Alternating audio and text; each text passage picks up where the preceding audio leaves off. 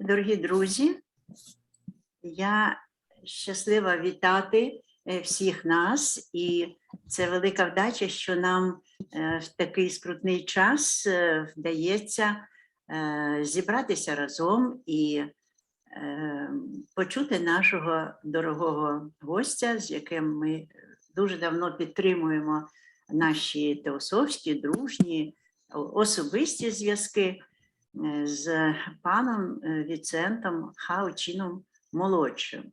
Наша сьогоднішня тема – що таке реальність?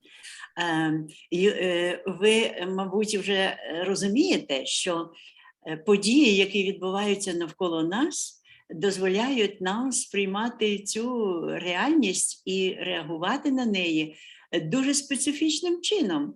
І ми стикнулися з тим, що ця реальність, вона абсолютно неоднозначна для різних людей.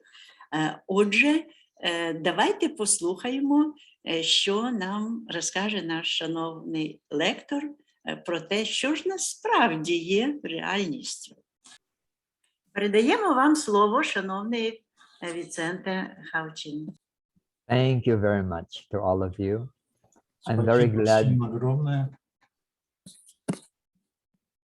very glad that we have this session today because we have been very concerned about your situation over there in Ukraine. Потому что нас очень волнует и тревожит та ситуация, которая сложилась сегодня в Украине. I trust that you're all safe and well, and I hope that the present crisis will end soon and that peace and safety will prevail. Я очень надеюсь, что с вами все в порядке, что вы все целые, здоровы, и я уверен, что этот кризис пройдет достаточно быстро. Svetlana has suggested to me that I share with you a talk on what is reality. Светлана Осиповна предложила мне, чтобы я поделился с вами своими соображениями насчет того, чем является реальность. I'll now share slides which has translations in Ukrainian. Сейчас будут слайды с перекладом на українську мову. Що таке реальність?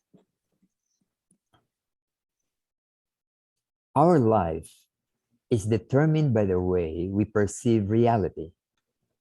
If we think that life is a matter of survival, then we will spend our life trying to protect ourselves from predators.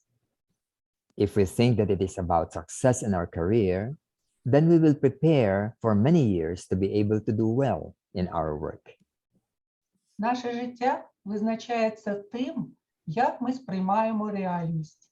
Якщо ми думаємо, що життя – це питання виживання, тоді ми проведемо своє життя, намагаючись захиститись від хижаків. Якщо ми думаємо, що це про успіх у нашій кар'єрі, то ми будемо готуватися багато років, щоб мати можливість добре працювати. For example, to a child, a car toy may be the most important reality to him. He may quarrel with another boy regarding the toy.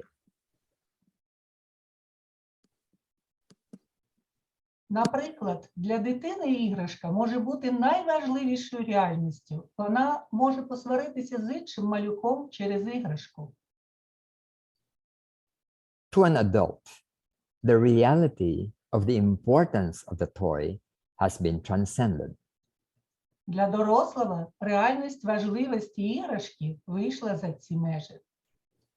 It is the same object, But our perception of it is very different. We are not bothered by the loss of the toy anymore. Це той самий об'єкт, але наше сприйняття його дуже відрізняється. Втрата іграшки нас більше не турбує.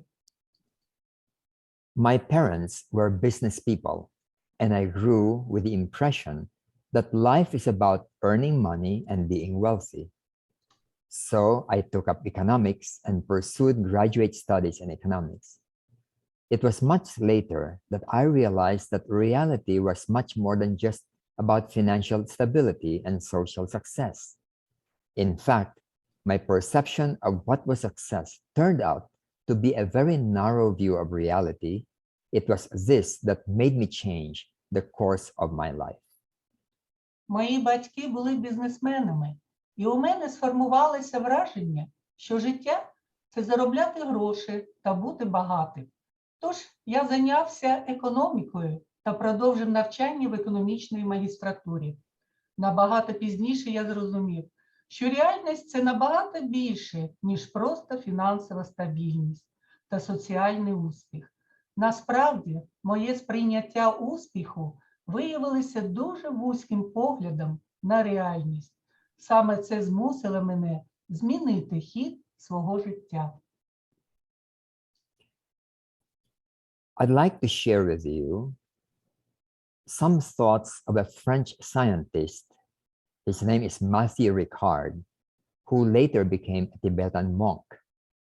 He has been described as the happiest man in the world due to the type of brain waves he produced in a laboratory test at the University of Wisconsin. Я хотів би поділитися з вами думками французького вченого Мат'ю Рікара, який згодом став тибетським ченцем.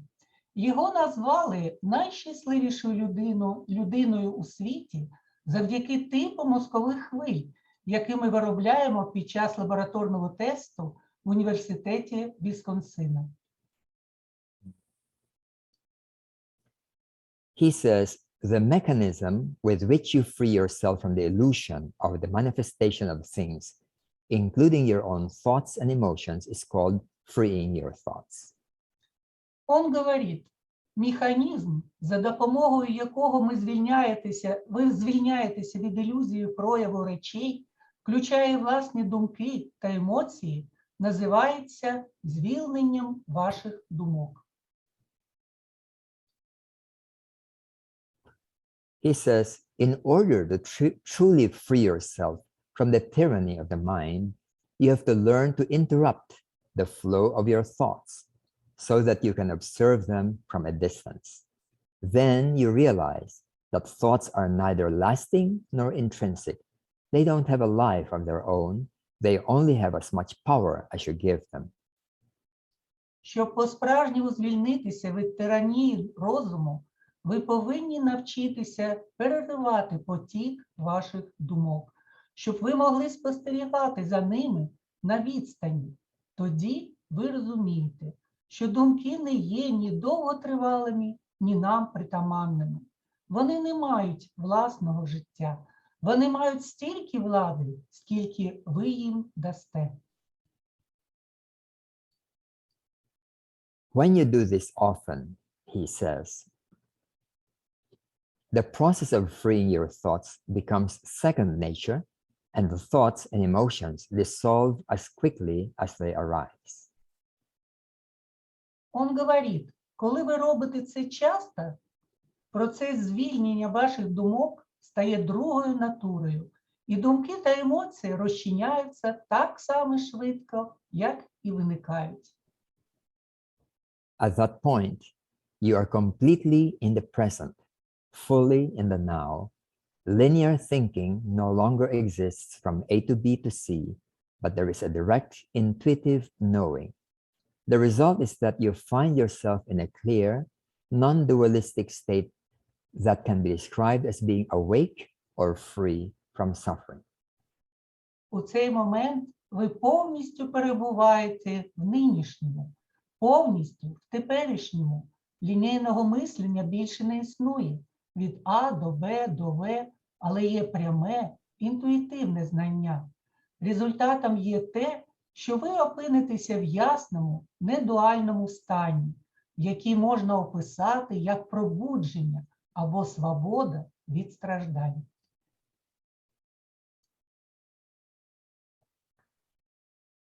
When we perceive and interpret our perception wrongly, we are unable to understand what reality is. Then we are unable to ultimately solve the problem of human sorrow. Our understanding contradicts, and hence it doesn't work. Коли ми неправильно сприймаємо та інтерпретуємо своє сприйняття, ми не можемо зрозуміти, що таке реальність. Тоді ми не можемо остаточно вирішити проблему людського горя. Наше розуміння суперечить дійсності, тому воно не працює. There are many levels of reality. Існує First, кілька рівнів реальності. First is the reality beyond our perceptions. We actually don't know what it is, but many thinkers and mystics have spoken about this. It is what is behind perceived reality. По-перше, це реальність за межами нашого сприйняття. Ми насправді не знаємо, що це таке, але багато мислителів і містиків говорили про це. Це те, що стоїть за сприйняттям реальності. When we see mountains and rivers, animals and plants, planets and galaxies, these are the perceived realities by our senses. When we feel pain in our body, when people die or have accidents, these are the realities perceived by our senses. Коли ми бачимо гори і річки, тварин і рослини, планети і галактики, це реалії, які сприймаються нашими органами відчуття. Коли ми відчуваємо біль у своєму тілі, коли люди гинуть чи трапляються нещасні випадки, це реалії, які сприймаються нашими органами відчуття. The philosopher Immanuel Kant called it the noumenon, as opposed to phenomenon or what we perceive. This deeper reality is called noumenon. Філософ Іммануїл Кант назвав це нууменом, на відміну від феномена, явища або того, що ми сприймаємо. Dr. David Bohm calls it the implicate order as opposed to the explicate order, which is the universe as we experience it. Доктор Девід Бом називає це імплітивним порядком, на відміну від експлітивного порядку, яким є Всесвіт, яким ми його переживаємо. Mystics call it the what is, or the ultimate reality, as opposed to appearances. Містики називають це тим, що є, або остаточною реальністю, на відміну від видимості.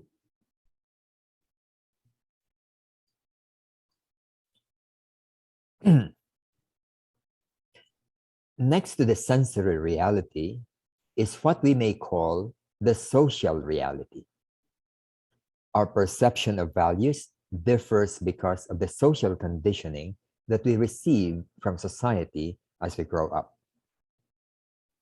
Поруч із реальністю, яку ми відчуваємо, є те, що ми можемо назвати соціальною реальністю.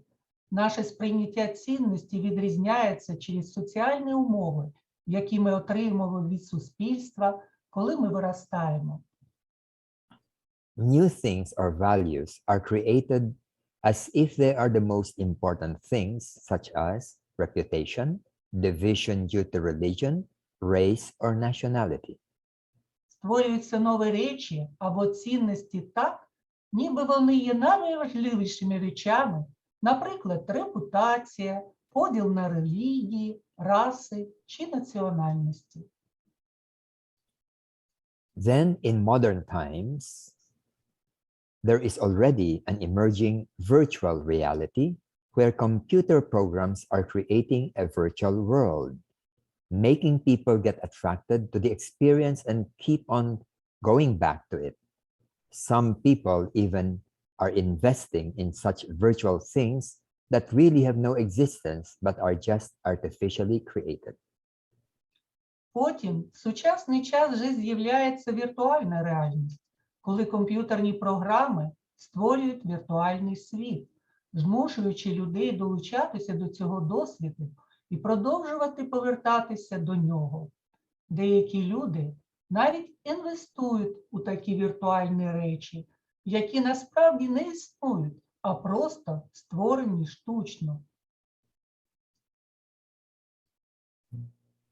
Let us now try to look into perceived reality through our senses. Давайте подивимося на сприйняту реальність за допомогою наших органів почуття. The way we perceive the world depends on our faculty of perception via our senses, emotions, images, and ideas. Те, як ми сприймаємо світ, залежить від нашої здатності сприймати через наші почуття, емоції, образи та ідеї.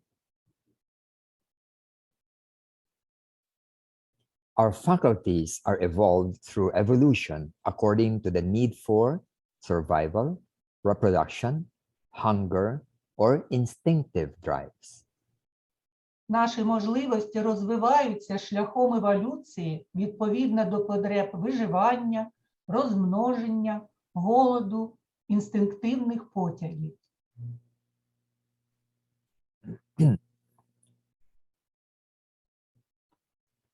Let us take a very common perceptual experience, seeing things with our eyes. Давайте візьмемо дуже поширений досвід сприйняття, бачення речей своїми очима. We only see what is called the visible spectrum, which is just a tiny part of the entire electromagnetic spectrum. We do not see ultraviolet rays, X-rays, gamma rays, infrared rays, or radio waves. Our retinas can only see the rainbow color. Ми бачимо лише те, що називається видимим спектром, яке є лише крихітною частиною всього електромагнітного спектру. Ми не бачимо ультрафіолетових променів, рентгенівських, гамма, інфрачервоних променів чи радіохвиль. Наша сітківка бачить лише кольори веселки. Now suppose one day our eyes mutated and our retinas can now only see X-rays here on the right and not the rainbow spectrum anymore. What will happen to our reality? Припустимо, одного разу з нашими очами відбулась мутація. І наші сітківки тепер можуть бачити лише рентгенівські промені, а не спектр веселки. Що відбудеться з нашою реальністю? Right now, this is the reality we see when we use our present retina. Це реальність, яку ми бачимо за допомогою нашої теперішньої сітківки. When we shift what we see with our retina, this is what we will see. Прекрасна жінка з гарною шкірою, очима, губами та посмішкою. Коли ж ми переводимо наше бачення лише на рентгенівські промені, ми бачимо всю реальність. This is now our new reality. Це наша нова реальність. If we have now a Miss Universe contest, then this is what the judges will now see, and you choose your best contestants. Якщо зараз у нас буде конкурс «Міс Всесвіт», то це те, що тепер побачать судді. Зараз ви обираєте своїх найкращих учасників. Now, which one is really real? Is this lady with a nice skin and smile? Or is it this bone, this skeleton? Окей. Який же з них справді справжній? Чи ця жінка з гарною шкірою, чи цей скелет? Or is it the empty spaces between atoms and molecules that compose the physical body of this lady.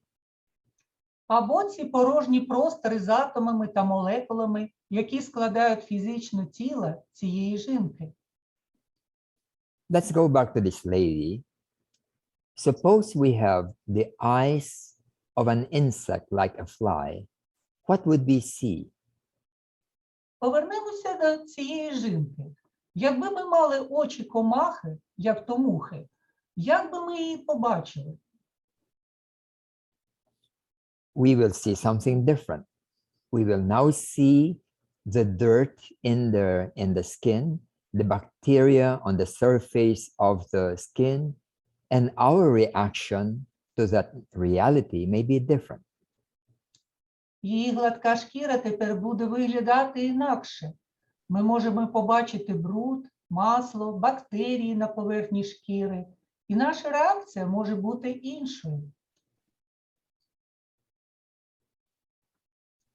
The world is an appearance to our senses and faculties, and none of them is really real. They are manifestations that change according to circumstances, time, and structure. Світ є виявленням для наших почуттів і здібностей. Жоден з них насправді не справжній. Це прояви, які змінюються відповідно до обставин, часу та структури. Now let us touch on social reality now. This is the reality based on culture and conditioning from parents and society. It's mainly about trying to give a favorable impression on other people. Тепер розглянемо соціальну реальність. Це реальність, заснована на культурі та обумовлена батьками та суспільством. В основному йдеться про спробу справити сприятливе враження на інших людей. We consider the matter of social success and failure to be so important that people even commit suicide because of these. Ми вважаємо питання соціального успіху та невдачі настільки важливим, що люди навіть кінчають життя самогубством через це. We are also greatly affected by what other people say. We measure reality in terms of social standards such as wealth or fame. На нас також сильно впливає те, що говорять інші люди. Ми вимірюємо реальність з точки зору соціальних стандартів, таких як багатство чи слава. But these values or perceptions depend upon the time and the culture that we are born into. We may be born at a time when it is not money that is important, but religion or knighthood. Але ці цінності чи сприйняття залежать від часу та культури, в якій ми народилися. Ми можемо народитися в той час, коли важливі не гроші, а релігія чи лицарство. If we are born on the top of the Himalayan mountains, our social perceptions would be very different. Якби ми народилися на вершині Гімалайських гір, наше соціальне сприйняття було б зовсім іншим. Or when we are born in one culture or another culture. Або якби ми народилися в тій чи іншій культурі. Now, all these things that preoccupy us so much will actually just pass away. Всі ці речі, які нас так турбують, просто пройдуть.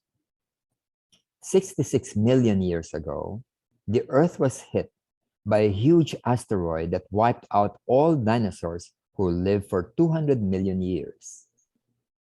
66 мільйонів років тому на Землю вдарив величезний астероїд, який знищив усіх динозаврів, які жили 200 мільйонів років. Astronomers estimate that whether by another asteroid or by the eventual death of the Earth or the Sun, human life on Earth will one day disappear. Астрономи підрахували, що чи то через інший астероїд, чи то через остаточну смерть Землі чи Сонця, людське життя на Землі одного дня зникне. When that happens, all these realities that we know will just simply disappear.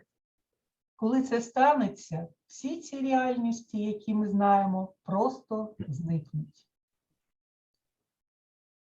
But right now, we are imprisoned in multiple layers of appearances of reality. Most of us think of them as the reality of life and existence. These are the results of natural and social evolution. Але зараз ми перебуваємо у в'язниці з багатьма шарами вияву реальності. Більшість з нас думає про них як про реальність життя та існування. Вони є результатом природної та соціальної еволюції. These appearances look real, but at the same time illusory. They make people think that that's the reality of life and the universe, and this is a source of sorrow. Ці явища виглядають реальними, але водночас вони ілюзорні. Вони змушують людей думати, що це реальність життя і Всесвіту. Але це джерело смутку. This misperception is what Eastern spirituality calls ignorance or avidya. Це хибне сприйняття у східній духовній традиції називають невігластво або авідія. It is not ignorance of data, but lack of awareness of what reality is, and it leads to maya or illusion. Авідія – це не нестача даних, а відсутність усвідомлення того, що таке реальність. Це веде до маї, ілюзії. We need to transcend these appearances, not deny them, but to see the larger picture. Нам потрібно піднятися над цією видимістю, не заперечувати їх, але побачити ширшу картину. For example, death is death. The sense of loss is due to our acquired attachment or dependence on people. Наприклад, смерть є смерть. Почуття втрати пов'язане з нашою набутою прихильністю або залежністю від людей. Pain is helpful, a helpful protective mechanism. It only becomes a source of sorrow if the ego identifies with the pain. Біль є корисним захисним механізмом. Вона стає джерелом смутку лише в тому випадку, якщо его ототожнює себе з цим болем.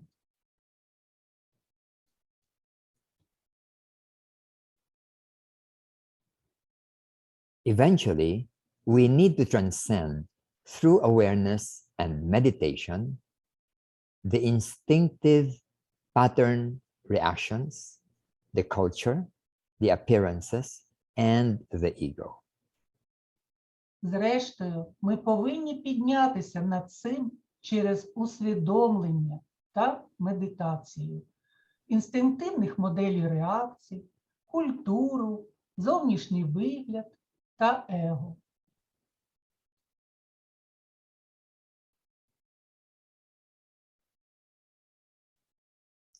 The ego is the last barrier to seeing reality as it is. The ego creates conscious desires and avoidance. When it is transcended, desire and unhappiness cease. Его – остання перешкода для того, щоб побачити реальність такою, яка вона є. Его створює свідоме бажання та небажання, уникання. Коли ми перевершимо трансцендовано, бажання і нещастя припиняються.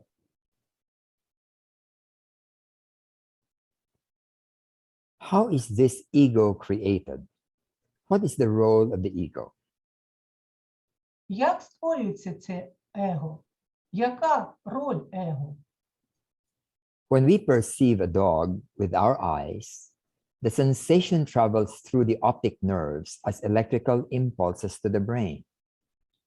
Коли ми сприймаємо собаку очима, відчуття переходять через зорові нерви у вигляді електричних імпульсів до мозку. Then in the brain, these impulses are retranslated into thoughts and images to the consciousness.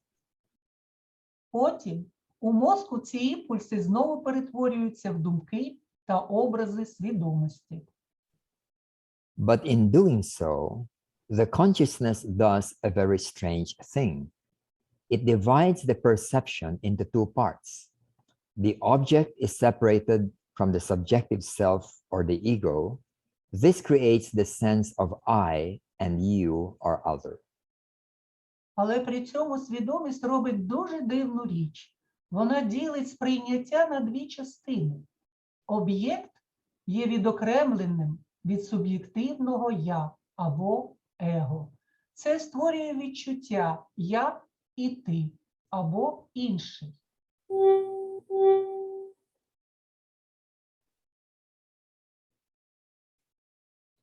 This is the ahamkara, or the I-making faculty that creates the illusion of I and you. Це ахамкара, така здатність «я», яка змушує створювати ілюзію використання «я» і «ти».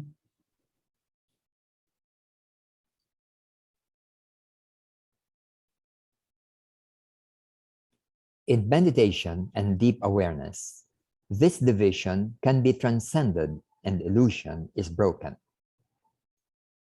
У медитації та глибокому усвідомленні цей поділ можна подолати, а ілюзію зламати.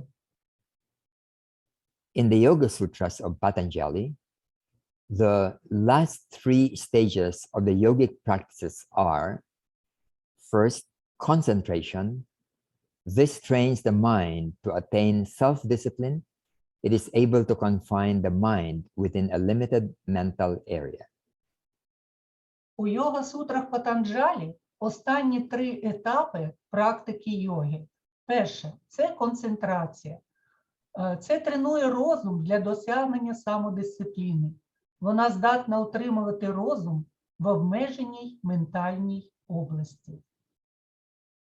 Then one enters into meditation when there is an uninterrupted flow of the mind towards any object without having to force oneself.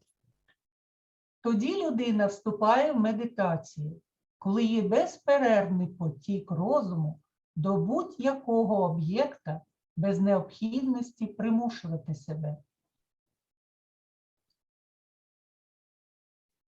The last stage is when the sense of I fades away and only the object remains. This is called samadhi.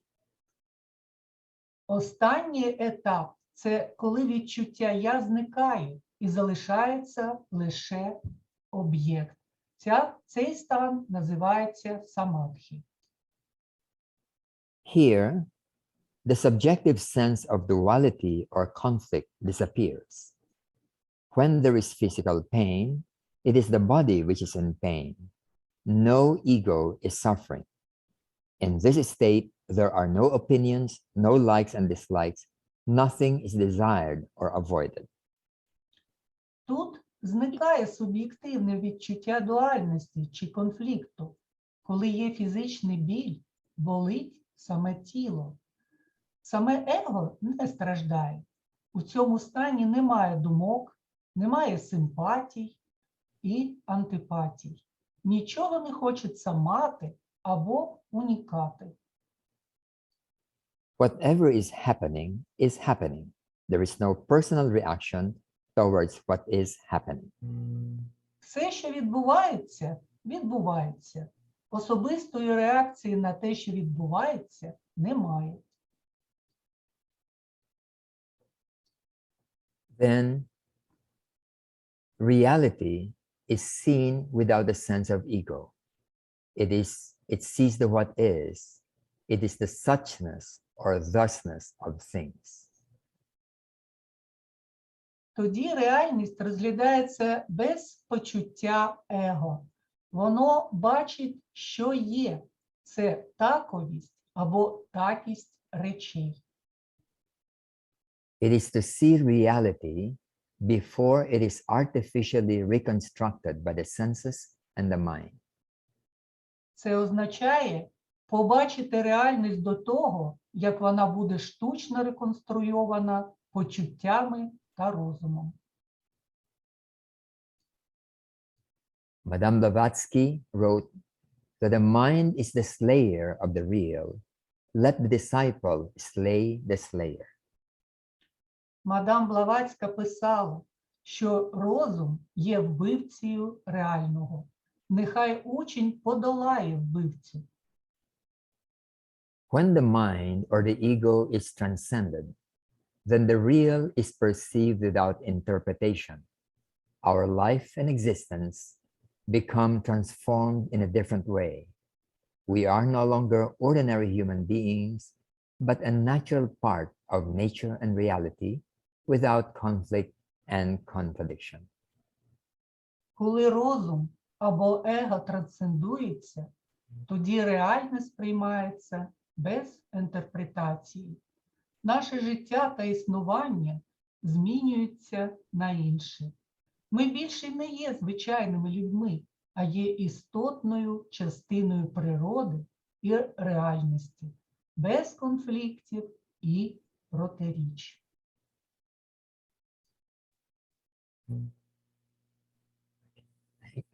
Thank you. Thank you very much.